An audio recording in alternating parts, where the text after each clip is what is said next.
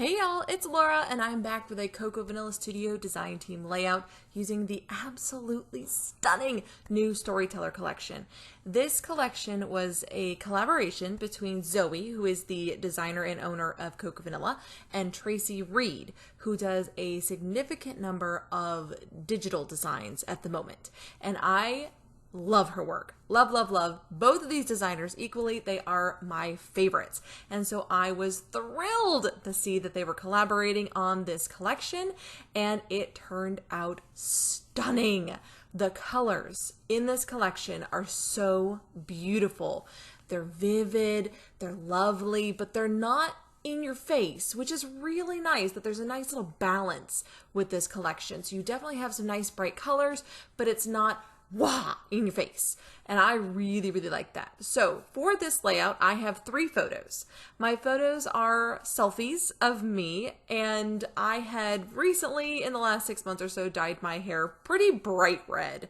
And just for fun, because I could. And really enjoyed it for the time that it was bright red. And decided to take some selfies. Had some fun taking pictures of myself and just kind of enjoying the bright, vivid color while I had it. And I decided to do a layout, just talking a little bit about how changing up my hair color makes me feel and what I thought about this one. And one of the things that I included in the journaling was that when my hair is a bright, vivid color, I always feel bright and vivid too. It just amazes me how something as simple as changing your hair color can just give you a little boost of self-confidence, a little boost of excitement about how you look. And you know what? I think we need that sometimes. And so I decided to scrap about it. Now, this first photo, the one you can currently see, is simply just a selfie. When I first dyed it, it is very red in this photo. And that's just a normal selfie. The other 2 pictures, though, have been put through a filter. So they have kind of a comic book look to them, or a cartoonish look to them, and I really thought that was so much fun. Had a lot of fun playing with some selfies using that sort of filter, and they just came out really cute, so I decided to print them out and to include them in this layout. Because this layout really just is about my hair, it doesn't matter if the photos get a little silly. Now, with multiple photos on a page, it can be very easy to overwhelm a 12 by 12 layout by putting more than 2 or 3 photos. So when I have 3 photos, I do tend to keep my embellishing and my design a little bit simpler so that I'm not competing with the photos. The whole purpose for me in scrapbooking is to tell those stories and to augment the photos, giving them a little extra pizzazz, a little extra fun, not to fight them.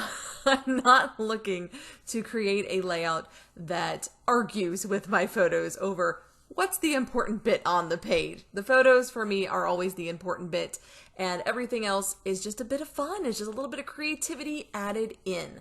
So I've created these 2 columns using some A5 paper from this collection, and I'm really just stacking it up. I initially thought that maybe I would just kind of throw it onto the desk and see how it landed and go for it. But as I was playing around with the different papers I had pulled, I really liked this sort of messy column configuration and thought I would give it a shot. Now, the column design is something that is fairly new for me, and I've tried it in a lot of different ways.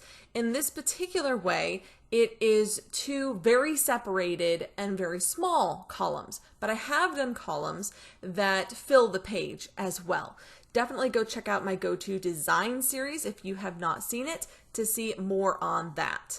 Now I am adding this beautiful little navy border around this heart-shaped paper inside of my columns and using a little trick that I use to save paper, which is quite simply just to add some tape around the perimeter on the back of one piece of paper and then chopping up the other piece of paper into these little strips and taping it on. This allowed me to add a navy border to both of those heart-shaped papers with some navy paper left over, so I wasn't wasting a bunch of it hiding it back behind that heart paper. I do this because I am a total paper hoarder and absolutely love pattern paper. And navy is a personal favorite of mine, and so I do tend not to want to waste my navy paper at all. And that is exactly what I did here as well. Adding on this nice stripe behind, so just a little shadow of the stripe behind my columns. I did gut both of those pieces so that I can use a bit of those stripe on another layout. And I do that pretty often. I gut my papers fairly often to make sure that I'm getting the most out of my supplies. I think that if I'm willing to put in a little extra effort, I can stretch them a bit further. Now, I did accidentally tape this down unintentionally before I did my little fishtails at the end of these smaller columns. And this floral paper that I'm cutting right now actually came from the cut apart in this collection, and it has some lovely border strips, and this is such a great way to use those border strips. I always have people asking me, how do I use up border strips? How do I use them up other than the obvious? And this is a great way to do it. Make little flags. So I've made 4 little flags out of one 12-inch border strip and tucked them behind my columns. Absolutely love that little bit of detail on this layout. Now, I did want to add some journaling, and so I have dived into the journal cards to see what I can find. There were a lot of options and quite a few would have worked, but I end up going for one that has a really sweet little camera on it, and those cameras are delightful. I absolutely love the little floral detailing that's been added to all of the cameras in this collection. It just gives them a little extra spark of interest, and they're just so much fun. So I am going to layer this photo on the right side with my journaling spot to kind of mimic the stacked look of my other 2 photos on the left. I did consider this butterfly one as well, but end up going with the cameras in the end because I didn't want to cover up that little yellow butterfly. I love butterflies, and it hurts me a little to have to cover one up. Now, in keeping this layout fairly simple, I limited my major elements to what I consider necessities. So the photos, journaling, the title. Couple of small clusters, and that's it. It really didn't take me very long to put this one together once I had the idea formed in my head, and the detail work went very quickly because I pretty much filled both of my columns with both photos, the journaling, and the title. I didn't need to add a ton of extra embellishment. I do decide to bring in some florals because I am a floral girl. I do really, really enjoy florals and had entirely too much fun fussy cutting these florals out of the gorgeous, gorgeous patterned papers and out of the icon ephemera. I do tend to cut off the white border on florals or any icons really because I just prefer them without, but I think they work beautifully with a white border if you like that as well. I just prefer them without, so I take the time to fussy cut my ephemera as well. Now, here are my 2 photos on the left side that were using that little cartoonish app, and these came out so cute. I just love them. I'm not normally one to take a lot of selfies. I try to manage one every couple of months just so that I appear in my albums as well. But these came out really good, and then when I added the filter in the app, it was just entirely too much fun. They just made me giggle, they made me laugh, and so I was like, these are really cute. I've got to scrapbook them. Now, starting with a new collection, I do tend to want to use all of the things in the new collection. Shocking, I know. But I had to bring in at least one word from these gorgeous foam titles.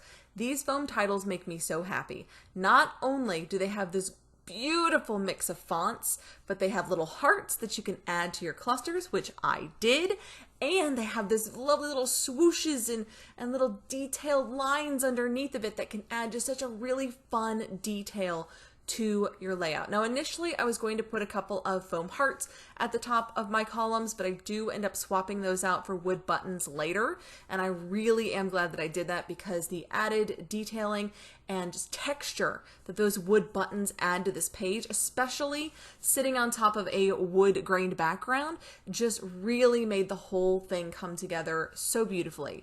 Now, I initially thought, oh, we'll just do cute story using some more of the letters, but then I decided, no, it didn't really work for me. I just thought it felt a bit abrupt where cute met that photo. Like, it needed something a bit softer to slide underneath of that photo. And initially I thought I was going to use this little bit of chipboard, and then I ended up moving that to the other side of the layout and pulling something else in. But first I'm going to put those little cute letters back for a future layout. I did get very excited about that though. I really wanted to use all of the foam letters. They are just so pretty. So I considered this little banner at first, ended up moving that little heart to the end of story, and then I pulled in my ephemera and found a little bit longer of a banner that had a similar look, but it was a bit bigger, had a bit more of a presence on the page, and that worked so much better. Now, one thing I do really like about these foam letters is you can reshape them as you need to, and that made it very, very easy to incorporate an ephemera piece above them. This is what I like to call a mixed title, where you've got different types of embellishments used as a title, whether that's foam letters and words, or it's ephemera pieces or stickers, but I really like it when I can mix and match and put two very different types of titles together to make a longer title. So now to my clustering. So for my clusters, I did sort of assume I was going to bring florals. I do love florals. They are a weakness for me in my scrapping. I do love a good floral. I did want to bring in some other bits and pieces as well, especially things from the cut apart page in this collection, because I really enjoy a cut apart. I enjoy the fact that Zoe includes so many small detail pieces that can be used as embellishments as well as 3x4 cards. So it's a nice mix of embellishments, of borders, of little icons you can fussy cut into embellishments. I just think that that's such a great use for a cut apart paper, and I really enjoy it. Now, these little banners for me took this whole concept of these two columns to the next level. I absolutely love the detail that these little banners add to this design. I had not planned on using them, but while sifting through the embellishments, I just popped one of them next to my photo and went, oh, I really like that. Love when those little happy accidents happen and you just discover something really fun and cute in the midst of your scrapping. So because of the little banners that I've added at the bottom of the left column and at the middle of the right column, I really only need to put 2 clusters on this page, because those banners really add so much color and detail that I don't really need a whole lot more than that. Here's where I found that ephemera piece to tuck in there with story, so it says love this story, which is really, really cute.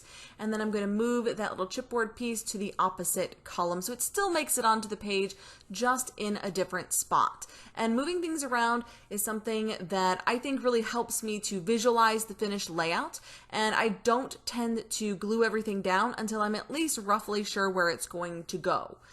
These auditioning of embellishments, I think, really helps me to consider my options before I start gluing things down, but also it allows me to visualize what I might do on another layout. Like sometimes I'll get an idea from this auditioning process and it will stimulate a next layout. What is it? I want to try that on the next layout. Doesn't work for this one, but I'll try it on the next one.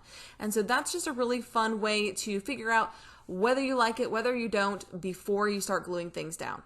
Now, I do tend to tape down the background first, so all of my columns are taped down. My photos are taped down. But when it comes to the embellishing stage, I tend to wait until I'm sure where those things are going to go. So now that I have the majority of my bits and pieces together, I am going to go ahead and add these little buttons at the top of my columns. I do end up reusing those little black hearts onto other areas of the layout.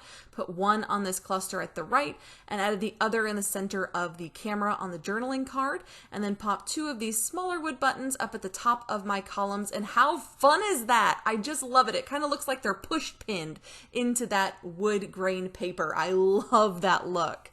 Next, we're going to finish up with some scattering and splattering. I've already done my scattering with some teeny tiny fussy cut florals that I've added around my clusters.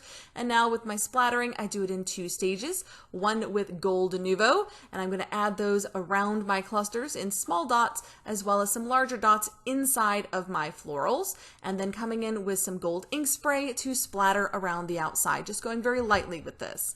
That's it for this one, guys. I hope you've enjoyed it. Until next time, bye y'all.